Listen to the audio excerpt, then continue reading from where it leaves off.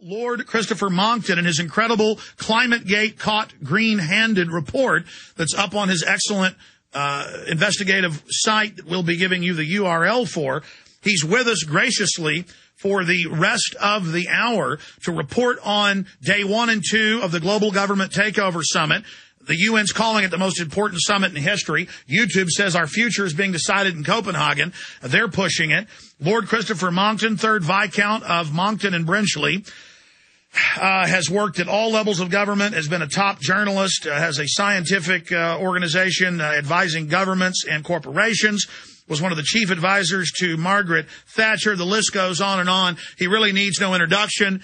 But Lord Monckton, we go to break in 3 minutes. We'll come back with plenty of time to break this down. But first off, the ClimateGate blew up even bigger than I thought it would. It is collapsing. You are now there at the center of these crooks trying to declare their global hegemon.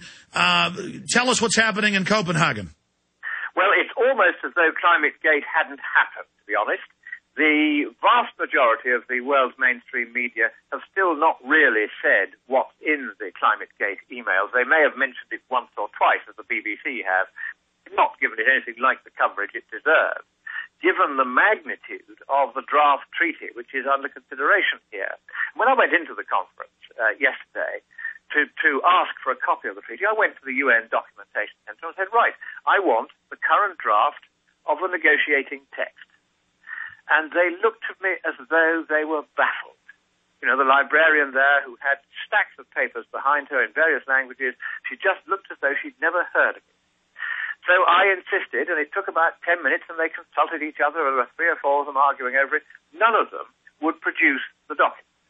So I then did a quick interview with a passing TV camera and came back to the attack, and I said, look, I know this treaty exists because this is what the conference is all about. It's discussing a treaty draft. And they said, oh, no, we've got no such thing. And I said, well, you have, and I want it, and I'm not going to be put off. And if I am put off, there will be an international diplomatic incident.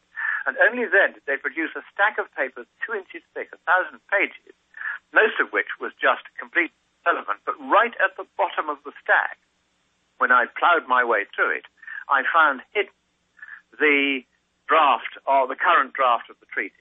And once again, they are desperately trying to conceal from everybody here the magnitude of what they're attempting to do.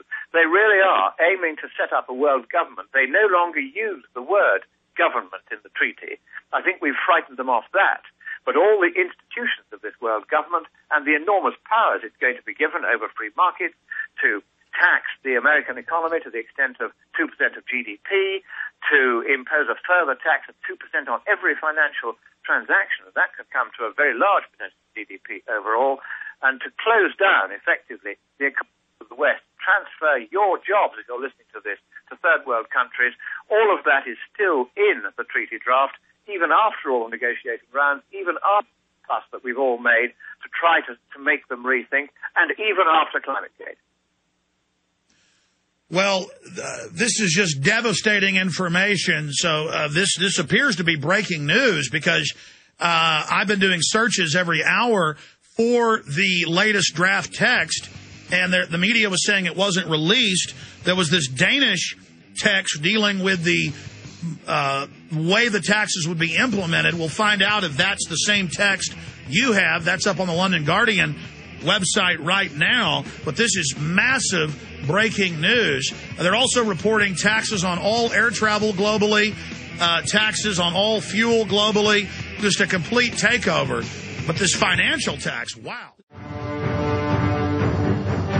We have the fraudulent ClimateGate emails from the head UN-affiliated climate center in East Anglia.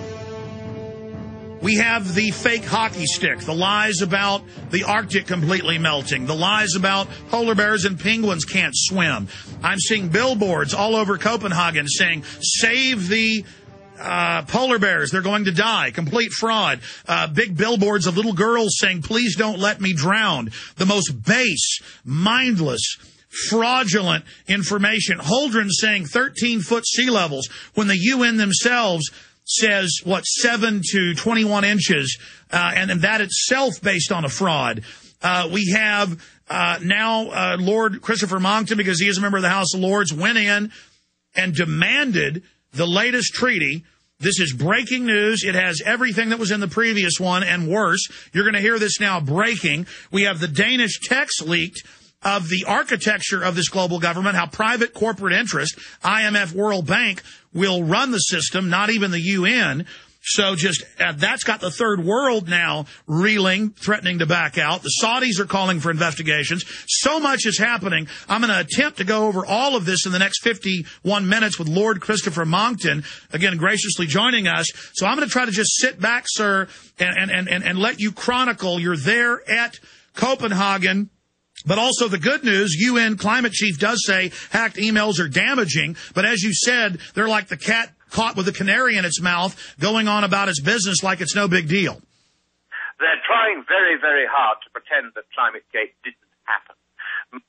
People who've come to the conference don't really know that it happened because most of the mainstream media have still really not said what's in these emails.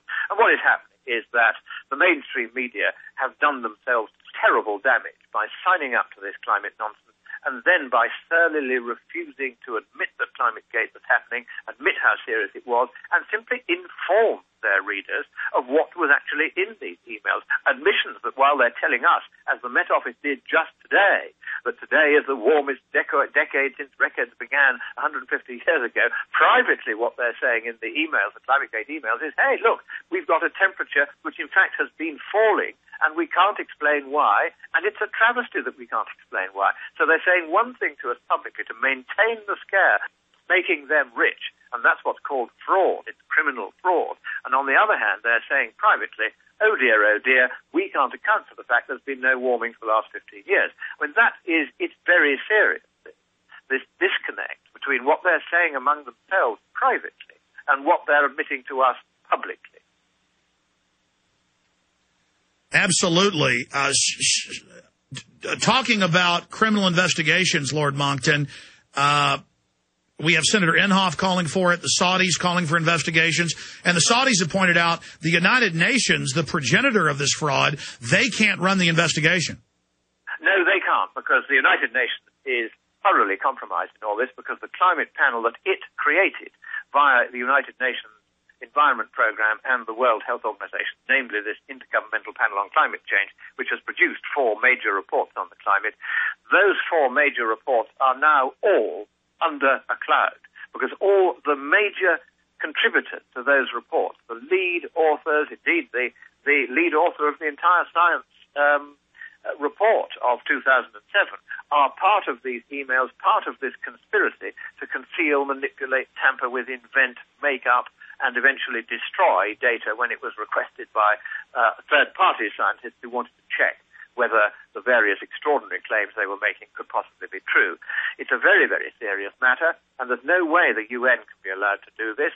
I think this has got to go to district attorneys in the United States, and it's got to go to the police and the Crown Prosecution Service in the United Kingdom. It's already gone to the Information Commissioner because there are plain admissions in emails there over the years that they have been planning to avoid disclosing information to other scientists, which is contrary to the scientific method, as well as contrary to UK freedom of information law. But the final seal on that freedom of information thing is the email in which one of the people concerned wrote to all the others and said, you must destroy all your emails relating to our participation in the 4th assessment report of the United Nations Climate Panel in 2007, because we're being asked for it by another scientist under the Freedom of Information Act, so you must destroy it. That email clearly constitutes a serious criminal offence for which the highest possible level of financial penalty is allowed for by the Freedom of Information Act 2000. And the person who wrote that email, whom I won't name on the air because it's not fair to him, he is now going to face criminal charges. He is, I think, going to be indicted, convicted, and he won't be imprisoned because we don't imprison people yet for these offences. I think the law's going to have to change in the light of this. But he will certainly be subjected, as will his institution, to a very large financial penalty indeed, and quite rightly so. Well, you're a member of the House of Lords, the upper chamber of your parliament, for those that don't know, Lord Christopher Monckton. Are you saying that the inside information that you're getting from government is that he will be prosecuted? No, because the government would be most improper if it were to involve itself anyway in whether or not to prosecute somebody. That is a function entirely of the Director of Public Prosecutions, who is an official who has to be independent of government. And also, I myself, although a member of the House of Lords, do not have the right to sit or vote. That was taken away. No, I understand, but I'm saying you're saying you believe he will be charged, or you're I think it is certain that he'll be charged. I myself, together with Professor Fred Singer, who founded the U.S. Satellite Weather Service many years ago, have written an official complaint to the Information Commissioner asking him to look into this, as has one of the people who had made a Freedom of Information request. Now, the person who made that information request has been answered. We have not yet been answered. And if I don't get an answer in the next few days, and as soon as I get back from this Copenhagen conference, I will be arranging for questions to be put down in the House of Lords about why the Information Commissioner isn't doing his job and replying to his correspondence.